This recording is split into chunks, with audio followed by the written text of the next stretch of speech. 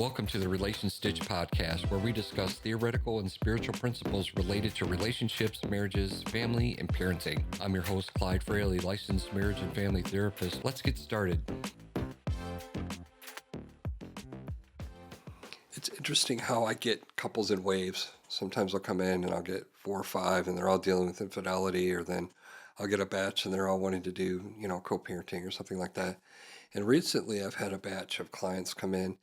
And this has been throughout, my career. I see this, of course, but you have someone that's a really big feeler and another person that's a processor, and they don't know how to communicate. So I kind of want to break that down today, explain some of the biology behind it, and give you some tips on how you can work through that. Now, through the lens of attachment theory, of course. Okay, the big feelers are people that are anxious and disorganized in their attachment. There's 4 styles. The other 2 are secure and avoidant. Now, if you're disorganized, you grew up in an environment that was chaotic and abusive, and you learned that when you get close to someone, they're going to hurt you. Now, as an adult, I want closeness and I crave closeness, but when I get close, I'm afraid I'm going to get hurt, so then I pull away. And that freaks your partner out because it's like, what are you doing? I don't know. Do you want love? Do you want space? I can't figure it out, okay? Now, the anxious person, what they've learned growing up is they've had abuse as well. And when they do get love, man, and attention, they grab onto that and they have this fear of abandonment. And so as an adult, you're anxious about your relationship. You're really jealous. You need a lot of reassurance. And you have big emotions as well. You guys are triggered easily, all right? And when you're married to someone that's either secure or avoidant, those are processors, okay?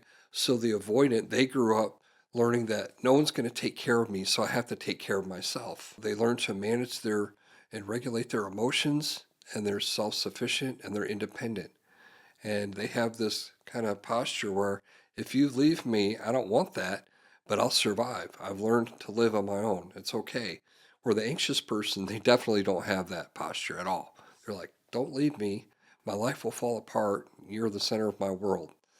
Now, the secure attachment style, which is the most preferred, and that's what we're always striving to become, because all of us have, a little bit of anxiety in our relationships or a little bit avoidant at times.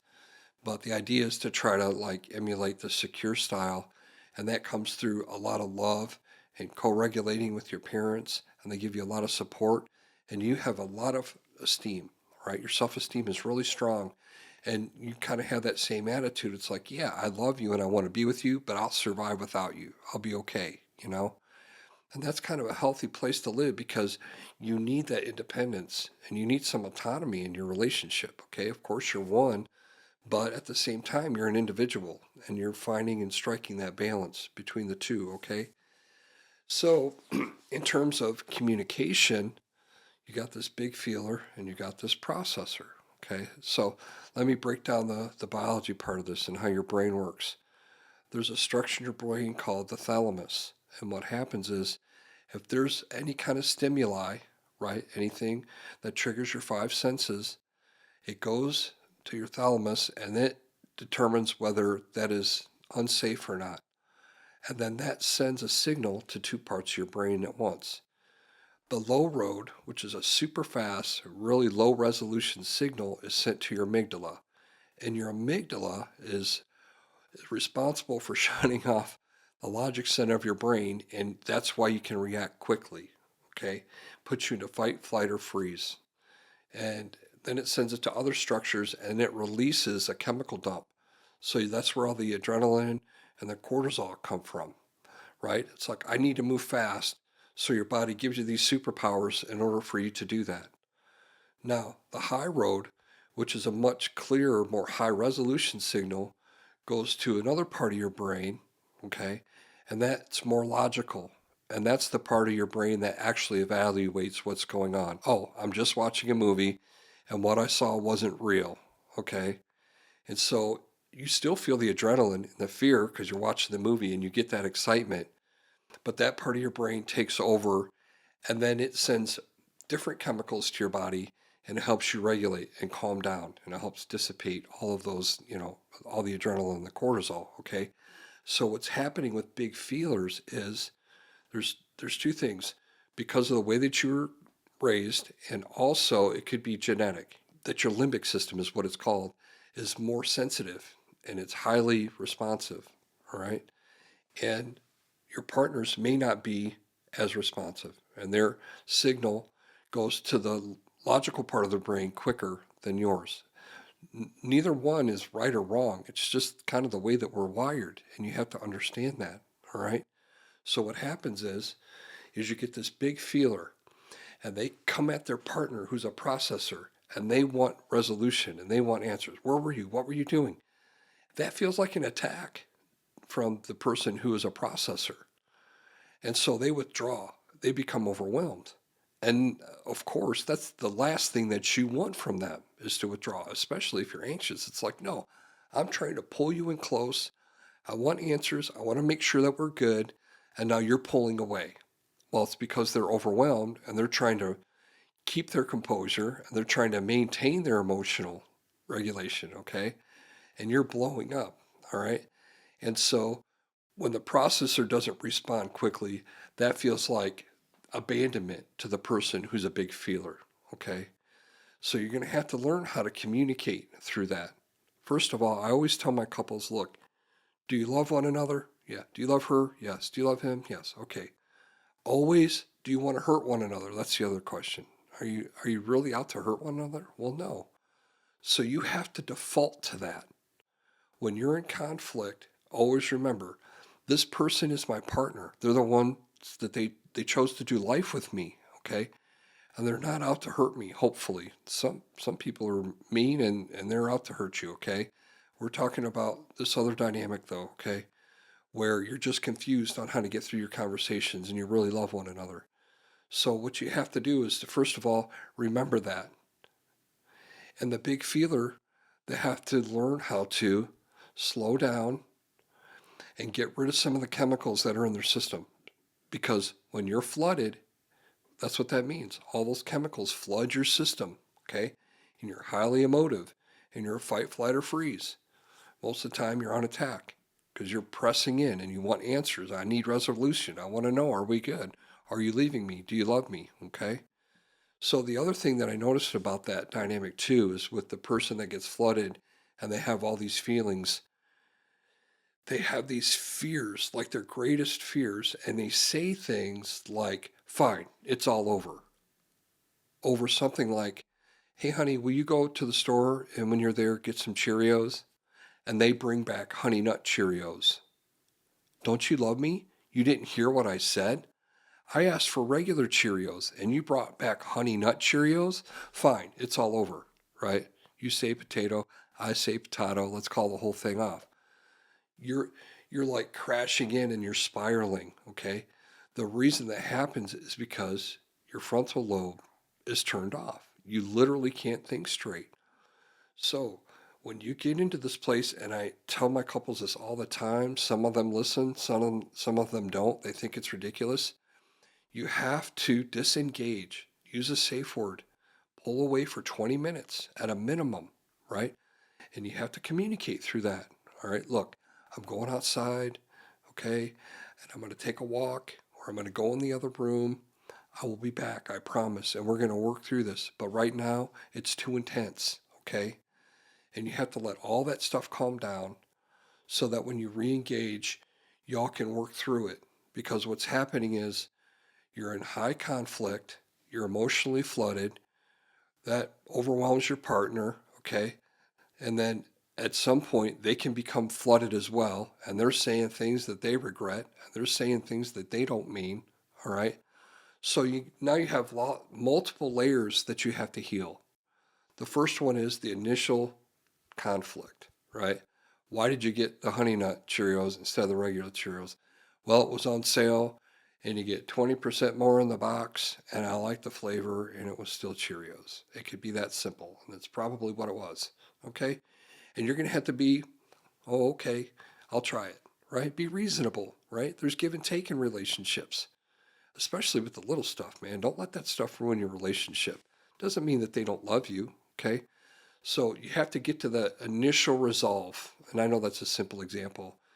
And but if you're triggered and you get to the point where you're saying mean things and you're levying threats like I'm going to leave and I think we should get divorced over Honey Nut Cheerios, man, that's crazy, okay? So now you've said hurtful things. So first you had to fix the event that happened at the store, and then you got to work through, well, I called her a bitch or I said this or that, so I got to apologize for that. And then I said I was going to leave and I didn't really mean that. And now you've introduced all this insecurity into the relationship to a person who is already anxious about the relationship. Man, what a spiral. That's crazy, okay? So it's really important that you use this technique. If you're a big feeler, you're going to have to, before you approach your partner, like especially if you've been ruminating about something all day and you want to hit them as soon as they get into the door, don't do that. Calm yourself, center yourself, okay? Go to relationstitch.com. Under resources, there's all kinds of pages there that you can download and infographics that show you how to regulate your emotions, right? And to release healthy chemicals that help you feel better, the feel good chemicals. So here's the other thing too, when I was thinking about trauma, because man, most all of my couples that come in, at least one of those partners have been through something really traumatic. And that creates this issue in their relationship as it relates to communicating. That's why a lot of couples, they can't communicate because they have these two very different attachment styles and they don't know how to navigate one another, okay? And so there's a lot of techniques for you to work through your trauma. You can do EMDR and there's other modalities and you can go online and research that. And, movement is one of the best things that you can do, like get into kickboxing or MMA or, do karate. Like those things have been found to be very helpful to work through trauma. But the other thing that I don't hear so much about is this idea of forgiveness. And I'm just going to let that sit for a minute because it's like, well, you have no idea what happened to me growing up. No, I don't, but I've heard a lot of stories. And I have my own past. We all have a past, and we've all been through difficult things. And so, but forgiveness, man, that's tough. And so, what I'm not saying is that you should justify or be okay with what happened to you. I'm not saying that at all. And forgiveness it's not about that person. It's about letting yourself let go. You got to let go of the past. It's saying, you know what? I forgive you. I release you of that. And you have your life and you're not going to control me anymore. I'm not going to think about that. I'm not going to let it control me. I'm definitely not going to let it wreck a relationship that I'm invested in and that I cherish. You don't have that power over me anymore, you know? And it's so interesting. I was thinking about the cross and how Jesus said, forgive them because they don't know what they're doing. I was like, man, because talk about trauma. I don't know if you ever thought about Jesus through that point of view, like trauma. Yeah, he was crucified and he was whipped and he was abused physically, but he took on all the sin, past, present, and future for all of mankind, which included all the ugly stuff that happened to you. And you know what he said? He could have been on the cross and said, right, whatever he wanted, and he could have been justified. But he said, no, forgive them because they don't know what they're doing. Now, I'm not saying that whoever hurt you didn't know what they were doing. Maybe they did, maybe they didn't. That's not the point. The point is, that's the example. And that's how Jesus was healed of his trauma as he forgave. Wow. Man, if we could learn to do that, that could be the single most important thing that you can do, right? Is to forgive those that had hurt you and let that go. Again, I'm not saying that it's justified and what they did was wrong and they should pay a price for their crime, right? Because there's consequences for what they did, but you have to let that go. Don't let that control you anymore. That's in the past, okay? And so that's the real message that I have here today is that you're a big feeler and you have these emotions and you're being triggered, and a lot of that has to do with your past. It could have been your ex-husband, right? Who abused you, and now you're afraid of the husband you're with who's actually kind and nice. That's not fair, okay? And I know it's an automatic response, but you have to start working through that, okay? And that's the other thing. In our culture, we're starting to become aware, we're trauma informed and all of that, but it doesn't give us the right to stay in that pain. Awareness is the first thing. Okay, I'm aware of my trauma. Now I need to work on it because I'm not going to live this way because it's a miserable way to live. Being informed is just the first part, right? But work on forgiveness. And there's all kinds of stuff online you can download about forgiveness. So big feelers, processors, okay, very different styles. And so work on that because I want you to have a healthy relationship. Thank you for joining us today. Visit relationstitch.com for free downloadable worksheets related to this episode and to access our relationship courses. If you're struggling in your relationship, go to relationstitch.com to leave a prayer request or to schedule a therapy session with Clyde.